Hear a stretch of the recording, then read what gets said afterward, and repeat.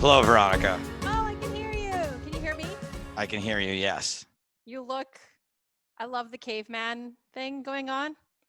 That's just me. This is not, what quarantine?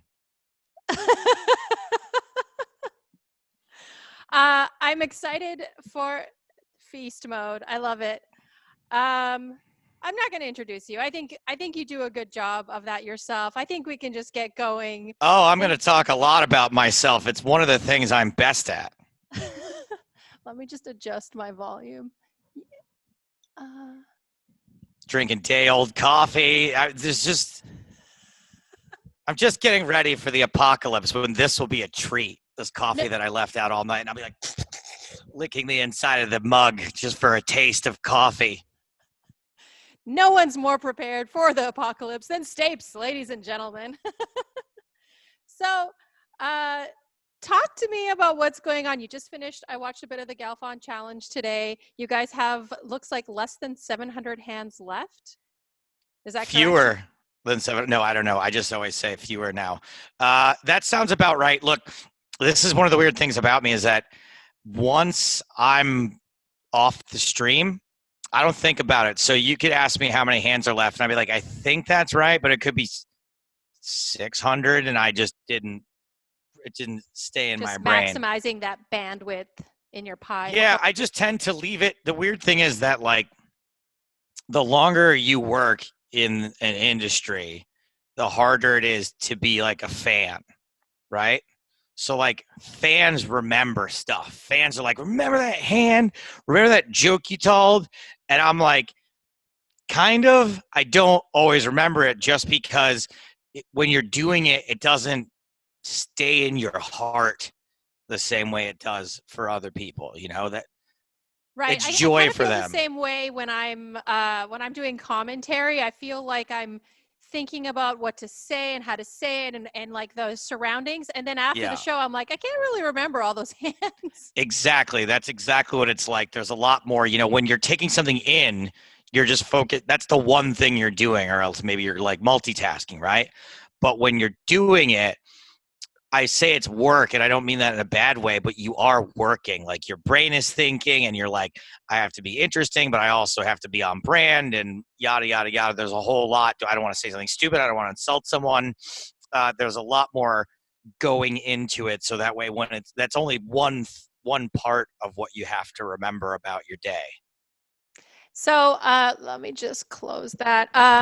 Let me ask you about not details about what happened today, but just overall details about the Galfond Sure. challenge since you've been very heavily involved. Um, the question always is if Phil, let's say they've got 100 hands left Yeah. or 200 hands and Phil's down like 100,000. His opponent could easily just sit out and lose a small percentage of that. Yes. Do they have some sort of agreement that that won't happen, or is that a part of the strategy potentially? As far as I know, that is 100% fine. Oh wow, okay. Yeah. Yeah. As far as I know, that is there is no thing to stop either one of them from doing that. Um, and after talking to Chance Cornuth today, he's like, I would be shocked if either player didn't do that given the opportunity. He's willing to bet that both players would do it.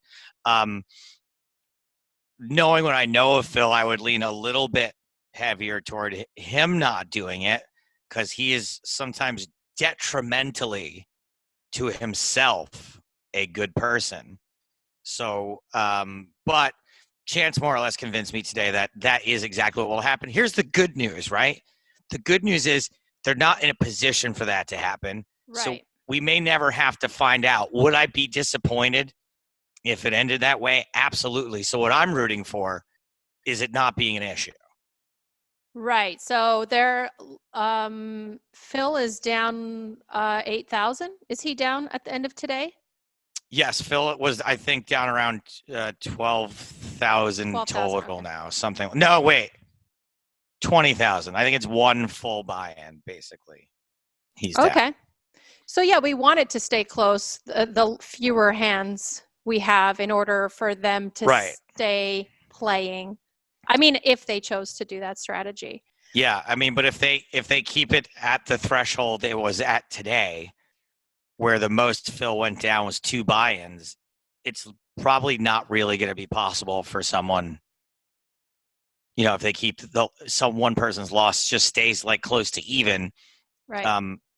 So today was a very exciting day, and I will say this, that as much as I said before that like it's work and it's hard to be a fan, this is really cool. This is a cool thing to be a part of, even as a fan, right? Mm-hmm. Like I'm glad that I'm on the side of it that I'm on, because I like actually being a part of it. But I think that had I not been participating in this, I at least would be paying attention to it. Right. And this is one of the few things we actually have going on right now, besides chicken nugget challenges. Now, hold on a second. I would be remiss if I didn't mention the European Poker Tour every Wednesday and Thursday for the next 9 weeks. James and I do new commentary. James Hardigan do new commentary over old EPT episodes. Okay. And we've done 6 days of it so far. So that's like 20 episodes that you can see on the PokerStars Twitch page.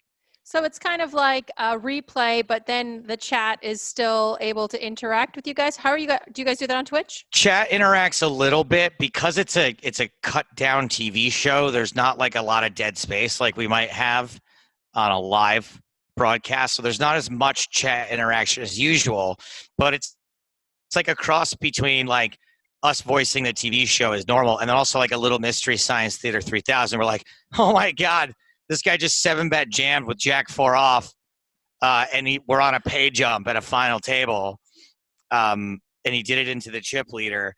We kind of are like, holy shit, or look at the way that everybody had nicknames back then, right? It was still like that golden area, very obnoxious, ostentatious people at the table. So we're having a lot of fun with it too. Yeah, I mean, it's amazing how the game has changed. I love when Joey Ingram puts in all those old videos on his Instagram of like Gavin Smith saying like, yeah, I might be limping with aces or a 7 deuce. You never know. It's actually quite funny. Under the gun, I might have 7 deuce. We saw someone go 4 ways to a flop with 7 deuce on the last broadcast we did, and we've seen lots of people. Basically, the entire meta of the game of what we've been covering is trap, and punt as hard as you can, or get yourself into a situation we started calling HTC, which is have to call. Everyone has to call. They raise up with King A offsuit. They bloat up the pots. Someone shoves at them and they go, I have to call. And that's pretty much how every HTC, every single elimination is a have to call situation. This is why I tell people I used to be great at poker. I used to make money. And that's because that's what poker used to be when I was good at it. Yeah. Yeah. And people are better now, way better. Like even the people who were good back then, who have gone the distance and are still good now, they're a shadow. They have like little seedlings of what will eventually become current poker meta. But some of it is laughably bad. And I'm not even qualified to say when something is laughably bad. That's how bad it is, that even I feel comfortable being like, this is straight terrible. I agree. It was like when I did commentary at Stones. The action was so loose, had a known cheater in the game. It was all bad. I mean, look, if I could do commentary on a guy that saw all the hole cards, it's easy. You're just like, whatever he's doing, I promise you this is correct. All we did was like, none of this is normal, but he's going to fucking win somehow. That's pretty much what it got to. Yeah. And then you're questioning your own knowledge and abilities, and then you find out he was he was cheating the whole time. You and I actually met during that time. You came down. What was it? Run It Up Stones? Because I know Run It It Up came to was Stones. not Run It Up. It was the Moneymaker tour for the The first Moneymaker tour, yes. PSPC. And they decided to do some American stops, something I thought was super cool that they Yes. ran basically satellites for the PSPC, basically donating seats so that Americans can participate a little bit because they haven't paid a lot of attention to America for a while.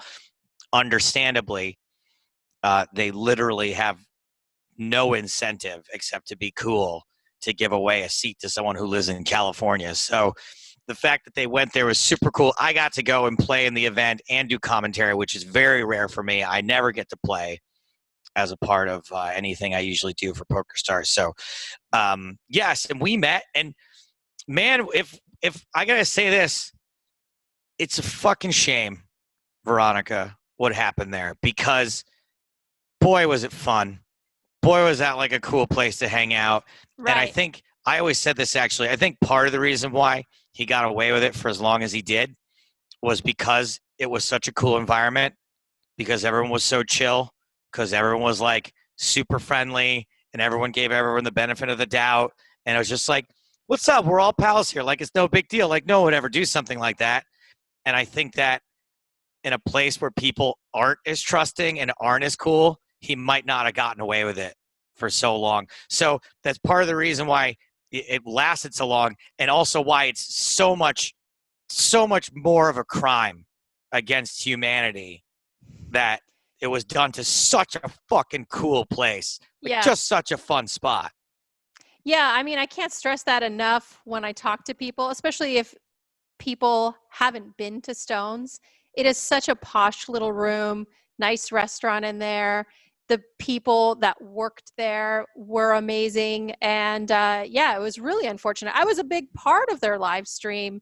It's not like I wanted to, as I've been told, ruin the place or shut it down. I honestly thought that they would just take him out of the game and investigate, but that didn't happen. I mean, look at you going through what anybody has to be faced with when wanting to speak truth to power. Like, people are like, why doesn't this particular woman report this crime? And then you're like, because even when you do the right thing, people fucking hate you. People treat you like you're a goddamn villain. Like, it's insane. It's insane. Well, I did go to Stones, and I've been finding out a lot more people were going to Stones around the same time saying, Yeah. hey, we think this guy's cheating. And we were all assured that he was not. And then he got his own show. Yeah. Right. Like, just so, and again, these are the things, it just speaks to the bravery of folks who do step up and whistleblow, for lack of a better word, because not only do you have to deal with the backlash of them believing you, then you have to fight with them just to get them to believe you, and just to have, you got to blow the whistle like 7 times. Like, it's not just the courage to do it once, it's the courage to do it and keep doing it, even when people are going, la, la, la, la, la, what whistle? You gotta, that's not just bravery one time. It's not like you fill out a form and that's it. Like, you got to keep at it over and over and over again. I mean, I still kind of do, because Stones Right. is denying it, and then Mike Possel's denying it. He's actually, like, I almost think he's crazy enough to believe this. I think he believes this. I think that most people in situations like this do believe in their innocence. I think that, look, what I think a lot of what's happening right now in a lot of areas in our country is we are living in a different reality. Like, we are just, some people see one reality and some people see another, and they would rather continue to believe these incredibly elaborate lies than to ever believe that they were wrong in the first place. And I see this happening with the situation you're describing, and I see it happening all across the country, where people can't come to grips with how awful they are on the inside, that they believe a completely alternate reality. And I do think he believes it. And I will just say this, right? I am speaking as this as a done deal, right? As if it is 100% that occurred. I can't say 100% it did. I will say that 99% it did. I will agree that there's still that 1%, half a percent, whatever it is, that the most insane chain of events could have happened to all make this look incredibly bad toward one guy, but probably not. I'm leaving room for that to be a possibility. That's all. Um, it seems incredibly, incredibly unlikely, however.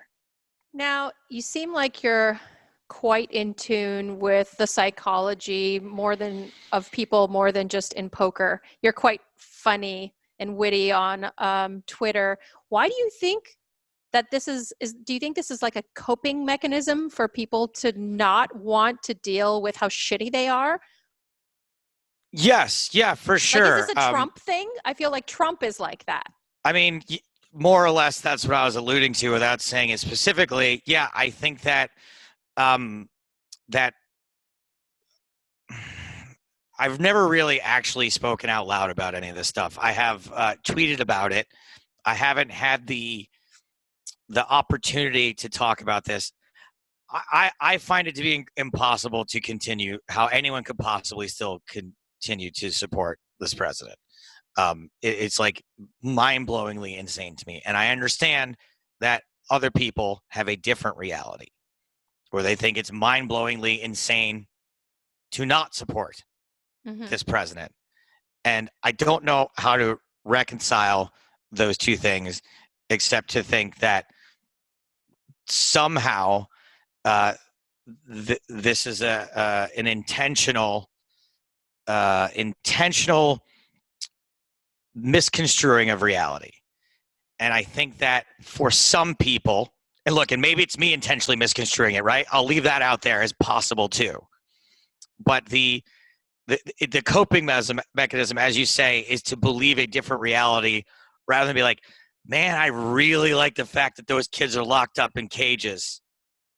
And that's a really tough thing for me to feel about myself. So what I'm going to do is make up excuses about how it's the parents' fault or whatever it is. Like, I think there's something, regardless of what you believe goes on inside people's brains or not, this has brought out a lot of ugliness. And I think that people would rather focus on a different reality than how ugly they've become. Right. And one lesson I've learned, I mean, I've probably had to relearn a million lessons in my life, and this is one of them, that poor leadership is fine and can coast through really good times and abundance. Yeah. But given a really bad situation like this, and it's impacting us in every single way, it's impacting my work too. Poor leadership is like a gaping wound we can't heal or fix. And I agree with you, but I think it's just become more obvious to the people who already thought he was a horrific garbage person.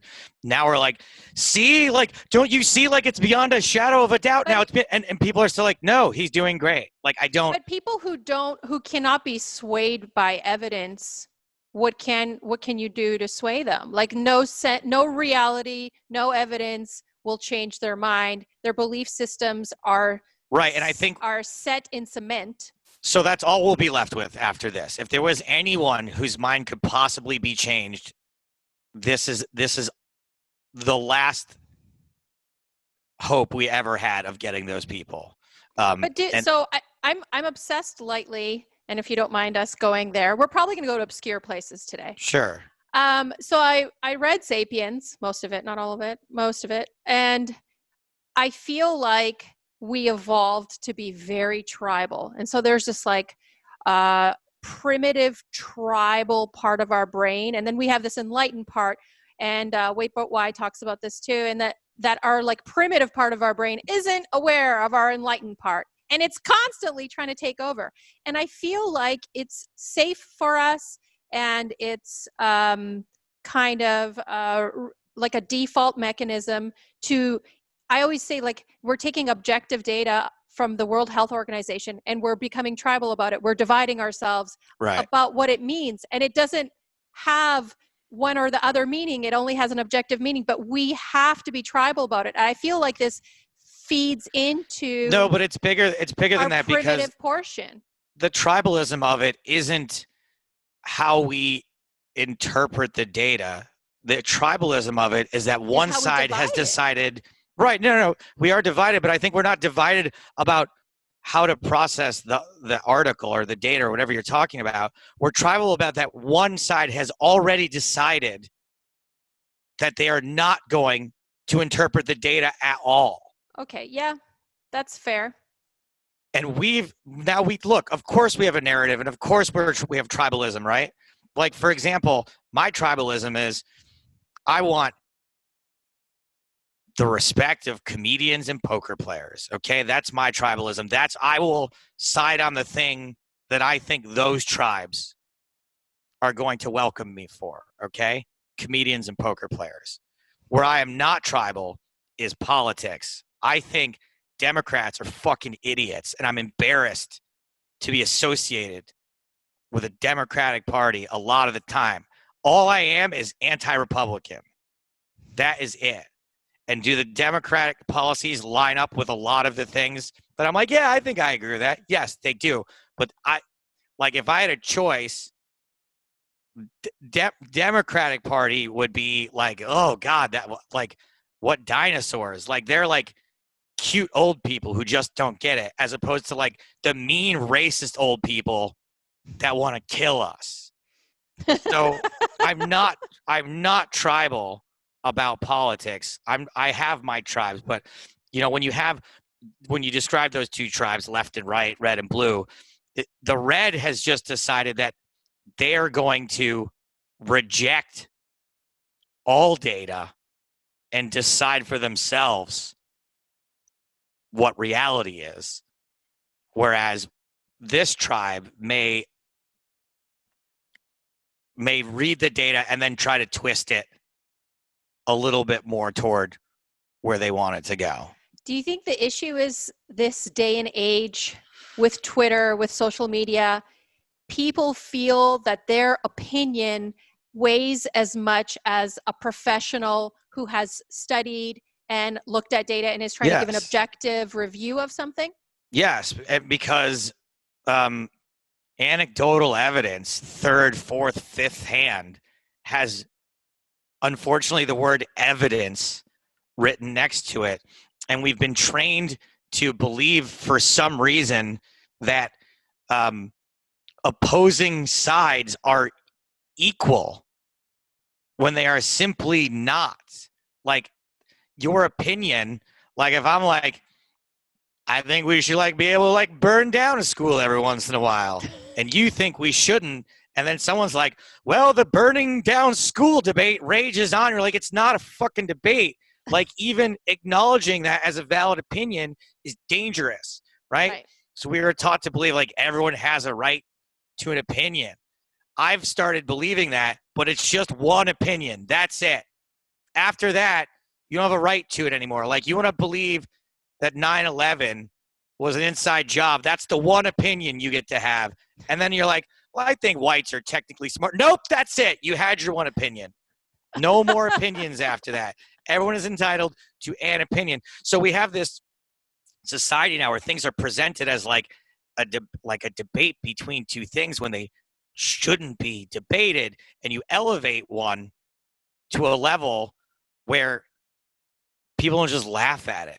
You should be laughing at people who think that. You shouldn't be debating them.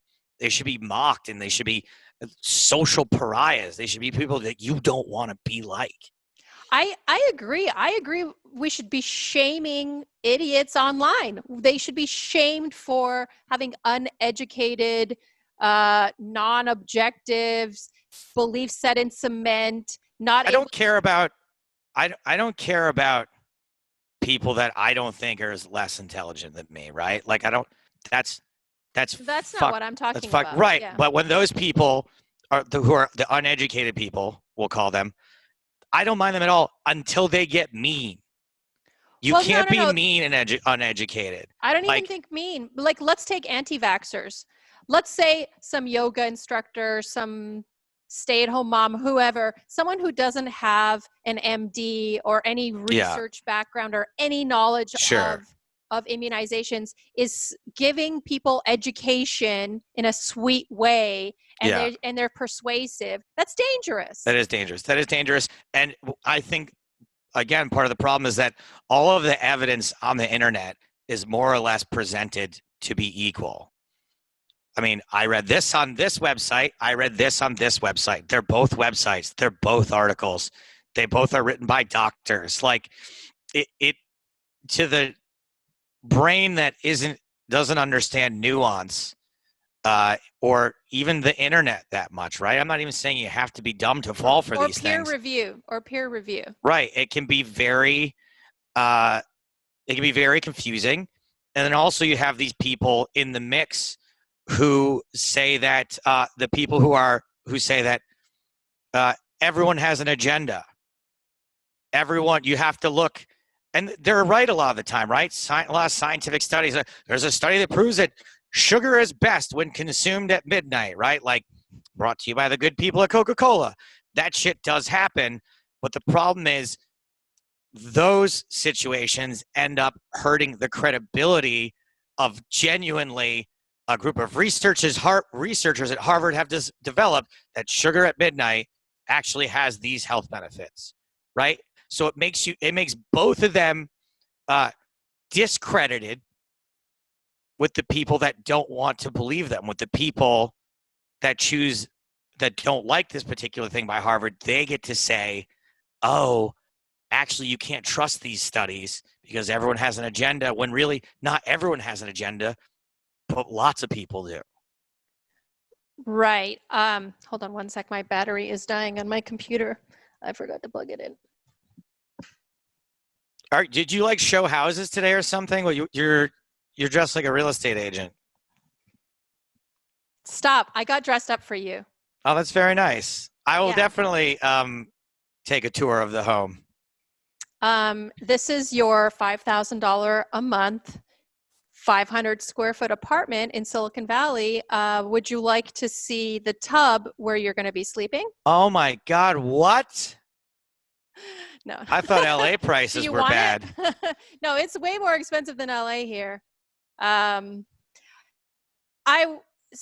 wanted to, I kind of feel like I wanted to dive deeper into what you were just saying, because I actually always think about like how our information is given to us and how it used to be funneled to us from like three sources. Yeah. Three big rich white men owned all of the television studios, and were able to figure out what they wanted to give us and what they didn't.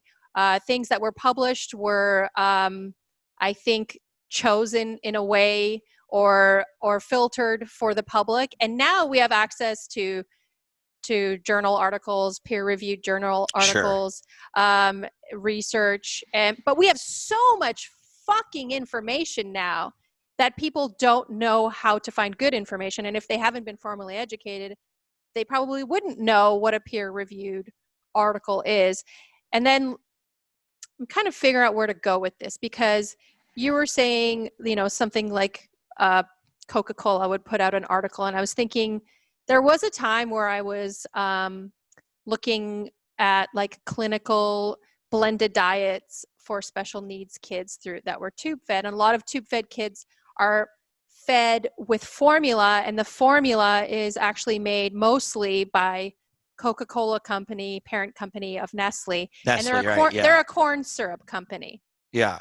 And a lot of doctors would push this formula, and I was pushing for like real food, because that's the way we normally eat. Yeah. And they would give me research and say, well, no, this formula is best, but no one goes into the research.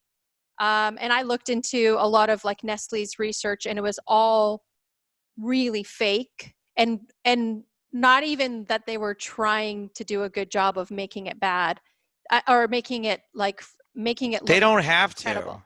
No, yeah. So they basically cited themselves. And then when I was finding, because I was a student at Northwestern, so I had access to all of these studies. When then I would look up their other articles that they were citing, and they were just like a brochure written by their top dietitian, and it was all just a bunch of bullshit, Yeah. lies, and yeah, I mean, it's hard to distinguish what's credible and what isn't, and like where we started becoming paranoid about our information and all these conspiracy theorists that are out there, flat earthers and all this stuff. Like it's just I feel sometimes like it's too much. I don't know if I'm making sense as to It what is I'm too saying. much. It can be very overwhelming. It can be very overwhelming to for lack of a better word, at least the way it feels sometimes, to be fighting the good fight. There's a lot. We didn't get this way overnight, right? Like this was a slow descent into corporations and money ruling America the way it has. And I think it always has to a certain extent. And maybe we're just waking up to it, right? Maybe it's always been like this. I kind of feel like just how smart everyone's gotten over the last, let's call it 30 years, right? Like everyone's become super primed on like how to manipulate people and how to sell things, and marketing and market research has just gotten so insane over the last 30 years that with that power, it makes the evil intentions, for lack of a better word, so much easier to carry out and so much more efficiently. And what's like when they used to put ads in magazines, right, or a commercial on TV with a doctor being like, we recommend 3 Winstons a day, right? Like that was obviously a lie and that was obviously bad, but it was so much easier to spot that than what happens now, right? When there are actual doctors publishing actual papers about the benefits of smoking or whatever it is, that they I can, don't know if anyone's publishing pro smoking stuff now. or whatever it is, slightly less bad smoking stuff, Right, right? There's right. still people vaping, for example, right? There's like all kinds of stuff out there saying how safe vaping is, how it's better Yeah, for you and than and when they smoking. say that, they're probably saying safer than actual smoking 2 packs a day kind of Well, what they're saying is they details don't that they know don't include. anyone yet who's smoked the equivalent of 2 packs a day for 30 years of vaping because it Right. doesn't exist. So, but now, if you want to do that, you're so much better equipped to manipulate and to massage things than you were back then because you know how to get in people's brains even more. Well, yeah, and we have Google now, which is basically an analytics company constantly pulling data on everyone, and they know everything Right. about you. They can cater everything to your needs, the advertisements. Here is a friend of mine told me this anecdote, which I cannot neither confirm nor deny. So here's me spreading conspiracy theory. He had a friend who was flying from New York to LA to propose to his girlfriend. And when he landed, he realized at some point that he had lost the ring. So he starts making a bunch of phone calls and he starts going on various websites, and he started getting targeted ads for engagement rings. Right. And some people, I was like, oh man, it's crazy. Yeah, of course Google's listening. And he's like, they actually don't even think that Google is listening. Like they're not straight up eavesdropping, but their algorithms are so good that just based on who you called and where you went and what websites you went to, they knew you had probably lost or were in the market for an engagement ring just based on the data, not Right. even based on the phone There's call. no one listening. Like when we say Google's listening, there's no one literally on the other end, listening to you and writing down. It's just an algorithm, something picking up keywords I think they are listening. I was talking about a broken microwave in the last place I lived. All of a sudden, I was getting microwave ads. Right. No, I do think certain ones are listening. I think that I don't know which ones. All I'm saying is that people are theorizing that they don't even really have to listen. That's how Yeah, good they are predicting your behavior just right, based on where you click. right. And we're a lot more pattern type beings than we think. We do the same things over and over again. We like certain things, certain personality types like certain things. We don't even think we're, I don't know if like robot is the right thing, but there's distinct features about groups of us depending on what kind Yeah, of there's personality we have. predictability for sure. You see mentalists and um, like I don't want to say psychics, but people that are good at studying behavioral folks can tell you that stuff, like what you had for breakfast that day, or what number you're thinking of, because we are predictable in a lot of ways. I didn't think that I would go here with you. I was thinking it would just be jokes and I know what happened. I haven't even been funny. because I actually think to be a good comedian, you have to be quite intelligent. And I think a lot of really good comedians have opinions outside. You're so smart and cute. Have opinions outside of comedy that I think don't often get to shine. Yeah, I mean, look, it's again when I say I do suffer from tribalism a little bit. I do I can tell by your beard. have that.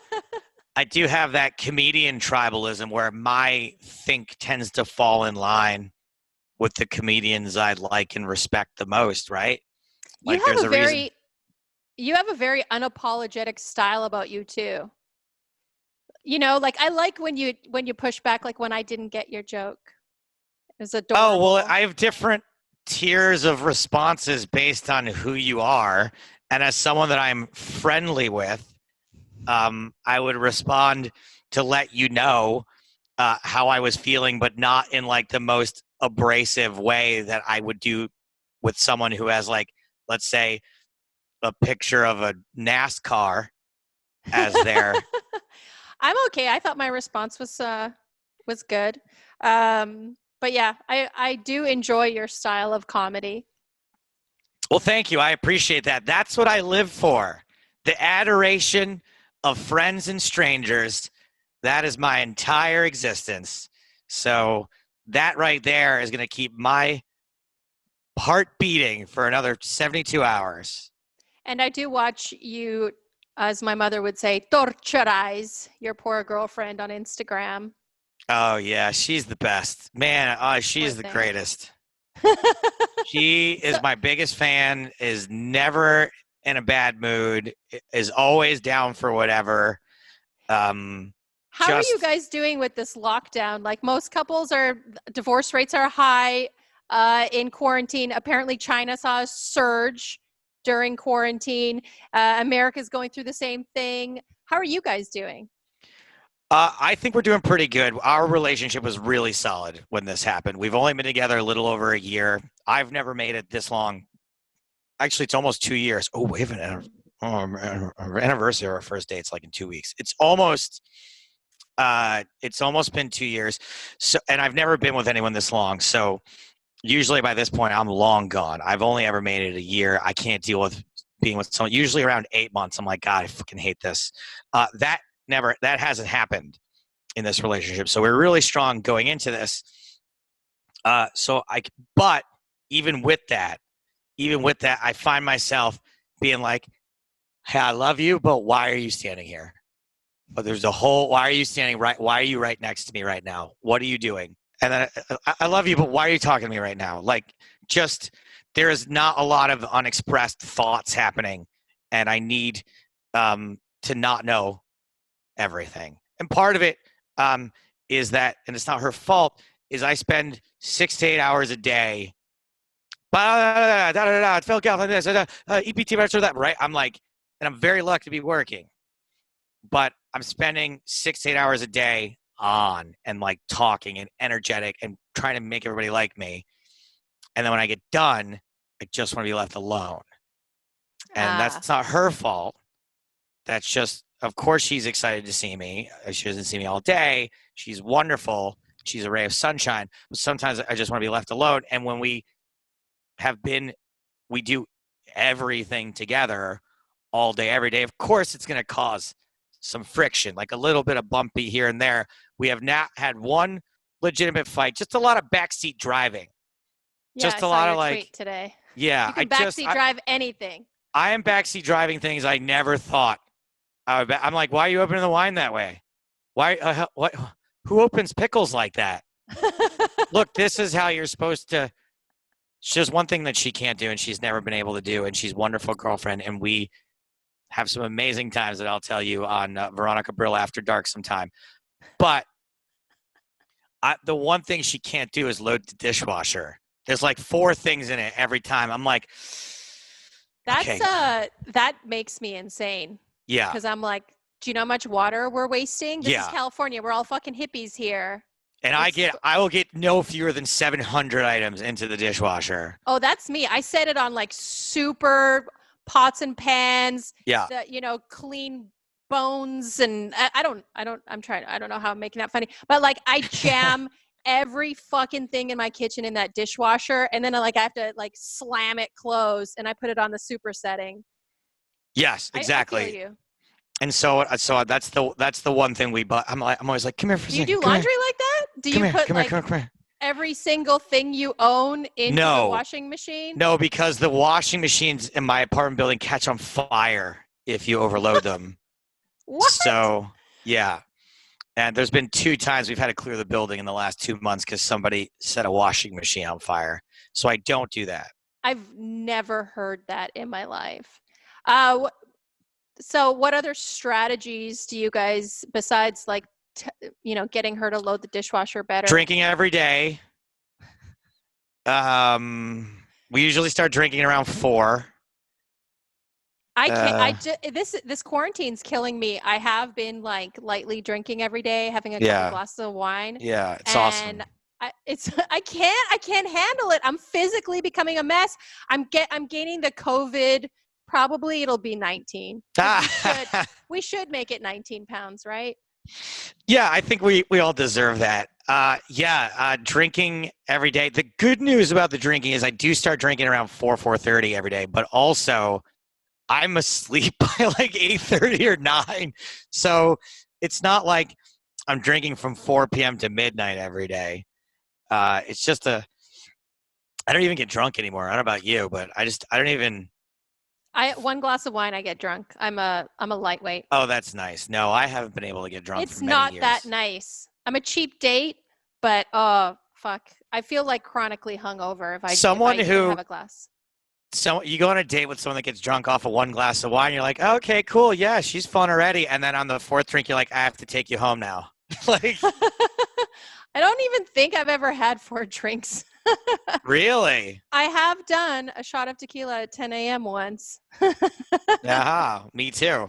That And- felt like an everyday occurrence for you. No, I mean, I think I turned up a little more during a time in my life that was like emotionally painful for me and I couldn't face it.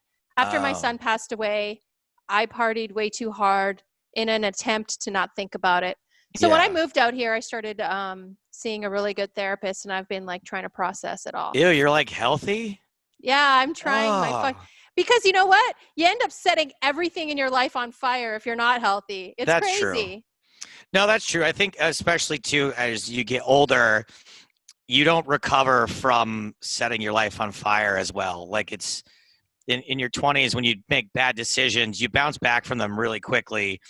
And the damage done is minimal because everyone's in their 20s. Right.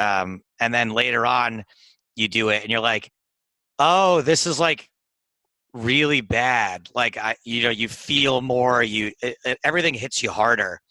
So eventually you just stop doing it.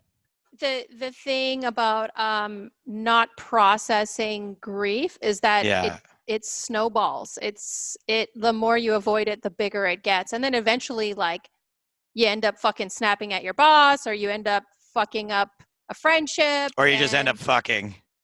or fucking. Yeah, fucking someone you don't want to fuck.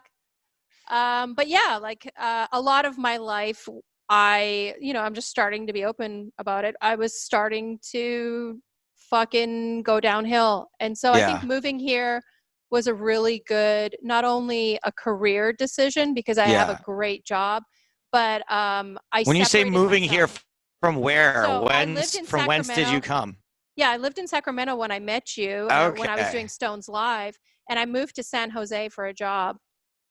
So I kind of was cut off from Stones was a really fun place to be in. If you wanted to party, there it was the spot. And so it was like always a party. And so I stopped that and started going to therapy and drinking less and trying to process. Got it. So I really did meet the party version of you. Okay. Right. And you probably met like peak craziness. Yeah, we didn't. I ended up being so busy that weekend that I didn't actually get to Yeah, I socialize. think we did a shot of tequila and we spoke a little bit, and then you were going on your way, and I went and played the tournament. But it was there was so much going on. I don't think that like we could have had a heart to heart, you know? No, I met Poker B and Casey and so she's gonna be so mad at me that I'm forgetting her name now. Who's really tight with Poker B? I don't know because Married to a pastor. Anyway, married to a pastor. I think That so. I don't Anyway, know. I met a bunch of really cool girls and everyone seemed super fun. And I like wanted to get out of the casino and go hang out at like Fat Train's house or whatever. Yeah. And I ended up working till like 2 a.m. both nights of the weekend. So I didn't get to So hang out you with didn't get everybody. to Justin Kelly's house, Fat Train? You didn't get to his house? No, Holy I fuck. didn't. He has the best Pat. He's got not slot machines, I was He's gonna got say. pinball machines, which are Pinball my favorite. I machines. prefer pinball machines to slot machines. He's got like 40 or 50 of them, maybe 60. Is that still yesterday's coffee? Is Yeah, that that's done the finally? grainy part with the sediment in the bottom, You like that actually. part? I mean, I like it better than not coffee. Okay. Let's get a focus because I really wanted to ask you what your perceptions are of poker for the rest of the year, and then maybe poker's economy, how it's going to be affected in the coming years because of this. Because I know your work has been, I know you're still doing commentary, Yeah. but your work has been affected because you were doing Yes. quite a bit of poker commentary before this. Yes. So I was supposed to go to do a bunch of episodes of Poker Night in America, and they said to me, this is like maybe like 3 days before the states started actually having lockdowns. They said, look, we don't want you to come here if you're not comfortable with it. And I said, I think I'm fine. And they said, okay, us too. And then 3 days later, I was like, I think I'm fine. And they said, us too. And then one day later, I was like, my girlfriend had been alone. I'd been working on a movie. And my girlfriend had been alone for 2 weeks. And they were starting to talk about shutdowns and this. And the grocery stores were getting overrun, even though everything was fine. And she was getting real nervous. And I promised her I would be home before anything happened. And I said, I can't risk going and doing these shows and getting stuck there if they shut down travel. I'm gonna go. Home. So I skipped Poker Night in America. EPT Saatchi got canceled. EPT Monte Carlo got canceled. Lex Live got canceled. I had booked a gig with WPT Deep Stacks in Sacramento to do a comedy night for them during their championships. We didn't even have a chance to announce it. It got canceled. I was in talks to do the comedy club at the Hard Rock in Hollywood, Florida, with the big guitar in the new comedy club there. I was chatting with them. So yes, plenty of things canceled. Now, I'm listing out those things because they're somewhat interesting. I always, and not just because people jump down your throat, but I genuinely believe this. Whatever, man, it's okay. Other people are going to get hit way harder Mm-hmm. with this, right? So I'm just giving the facts. I'm in a much better spot than a lot of other people are going to be because of stuff being canceled. As far as poker is concerned, I think there are too many variables to make a prediction. I think that we don't know yet if there's going to be a second wave of this virus. We don't know if people are immune to it or not. It seems like you can maybe get reinfected. Yeah, there's a study coming out on potentially California having herd immunity, although I would say I'm skeptical. I'd like to see the results because given Italy's population's response to this and how ill they've become, it Yeah. would surprise me that this had been affecting us in January in California, and then we've gained some sort of immunization because of it, because our hospitals were not overrun in January. Anecdotally, I buy into this. I buy into the theory that there was a different COVID strain that made its way around California in That was December. like mild. Yeah, that was a different strain, but it's given us some sort of better immunity for the actual thing. Anecdotally, because one, in January, like maybe 2 weeks before I left to work on this movie, my girlfriend had a very bizarre illness for only 2 days. She said it's the flu, and like 24 hours later, she was feeling kind of better. And 24 hours after that, she was totally better. And I was like, that's not the flu. The flu, you're horrifically out of shape for at least 3 days, Yeah. out of action. So I think she had that. And then also, in the movie I was working on, a man I worked very closely with, an actor, who I literally shared a meal with, and we were shooting like appetizers. We're like dipping mozzarella sticks into the same marinara sauce. And we also shot a poker scene together where I was handling all the chips in this poker scene. He was an actor in the scene. And now that I remember that day of shooting, he was visibly sweating in This the isn't scene. Rounders 2, is it? It is not Rounders 2. It's called The Card Counter. Very cool movie that they didn't get to finish. But anyway, this guy, long story short, this guy tested positive and had to be hospitalized when he got back to LA. And for all intents, people from that shoot, to my knowledge, none of us got sick. And we're all from LA. And not only was I around this guy heavily, but I flew with all of those people coming back from New Orleans who were out partying when there was a big outbreak in New Orleans. Like, we were on a plane together, and I didn't get it from that either. Either I didn't get it, or like I said, it didn't affect I got you. A very mild version of it. I did go through about a week here in LA where every day around 3-4 p.m. I would get a really bad headache. I would have tightness in my chest. But who's to say what the fuck that's from? We're all anxious and stressed out. Get tested anyway. Yeah. And I couldn't get coffee, and that was giving me headaches possibly. So who knows? But yeah, I think anecdotally, I believe in that. Look, if the science comes out to disprove that, I'll go, okay, well, my anecdotal evidence doesn't mean dick. But there is something to the fact that it's hasn't hit us as hard here on the West Coast. But so for poker, right?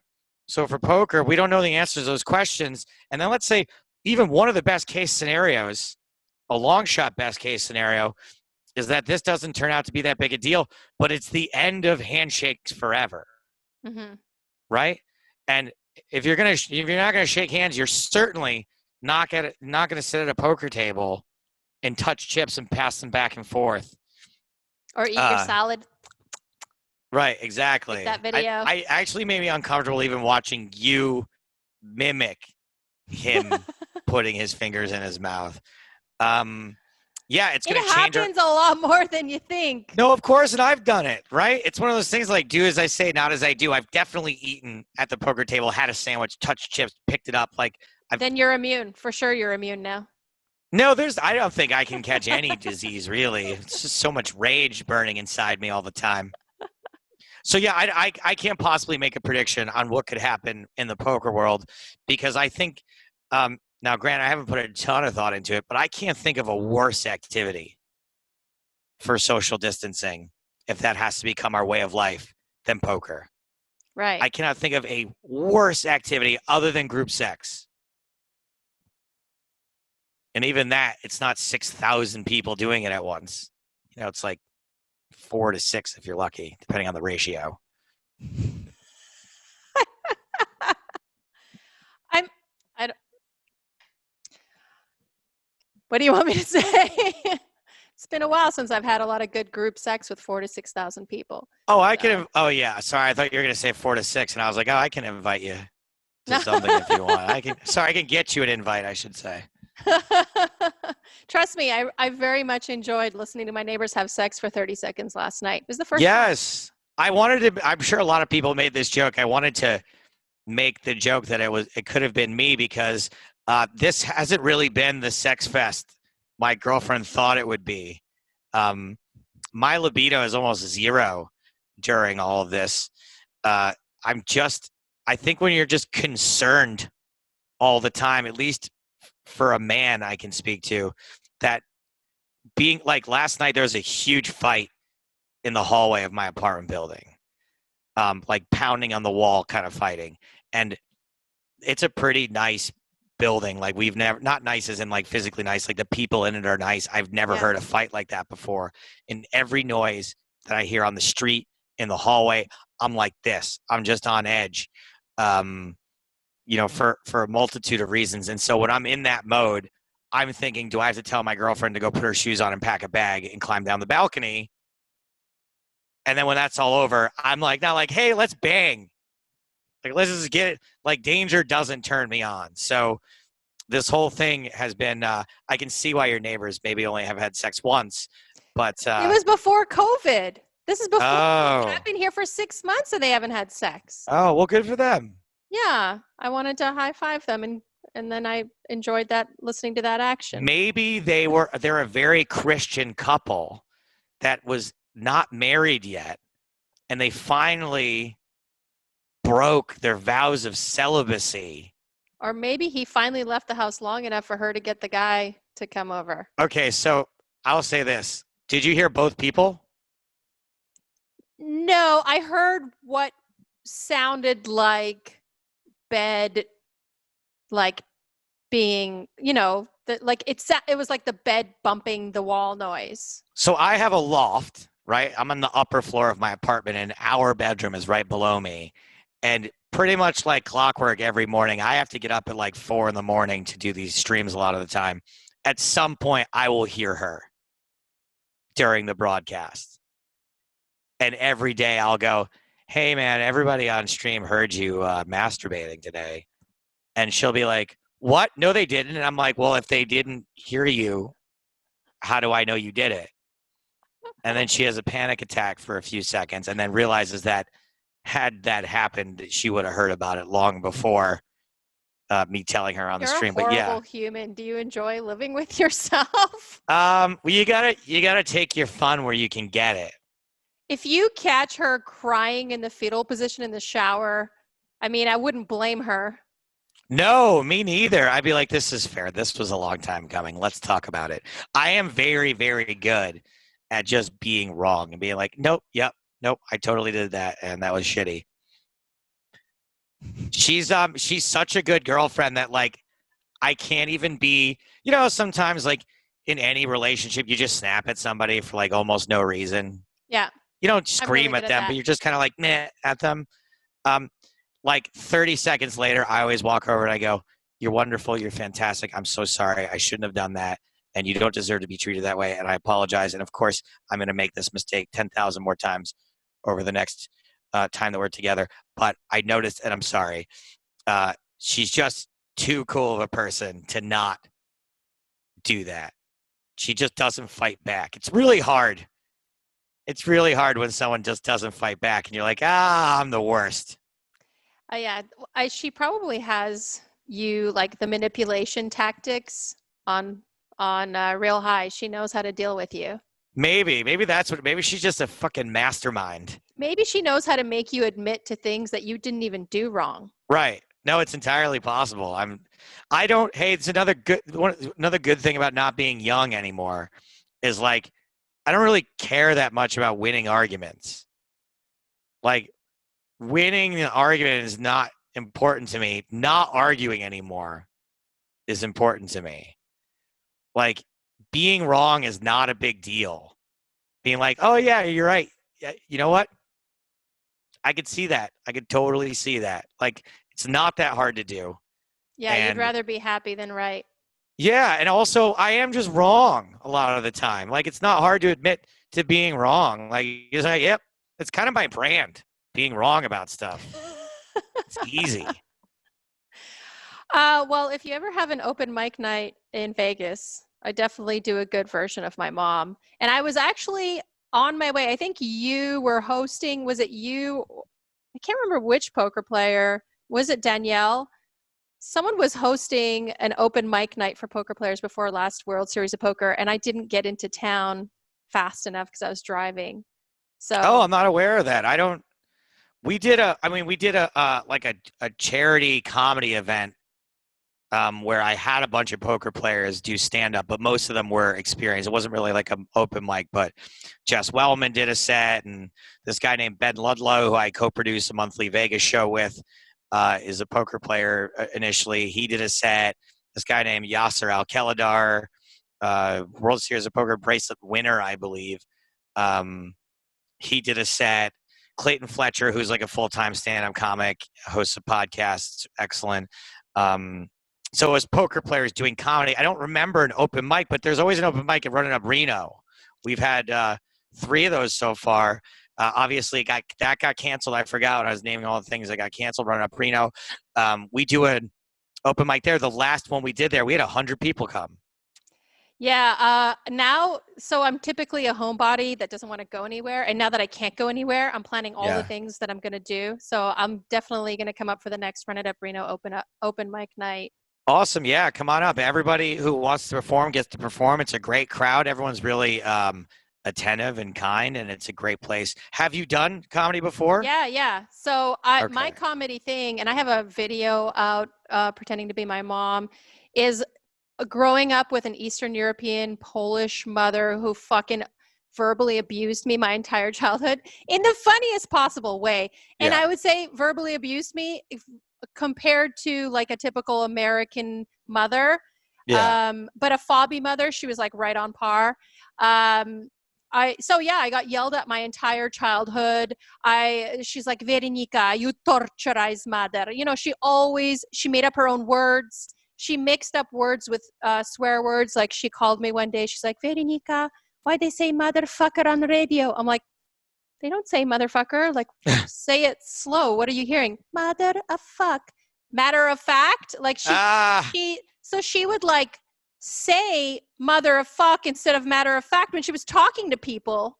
And she was just like, she was hilarious that's a without fucking knowing great that she was. character. Yeah. And she would sell at the farmer's market and she's like, I warranty you #1 sausage. As a mother of fuck, I sell it every week. And people were like, here's my money. I want to buy everything. She's really, really great about it. And but she was like yelling at me my whole childhood. So I just do like, I pretend to be my mom. That's good. Yeah, if you just like tighten it up so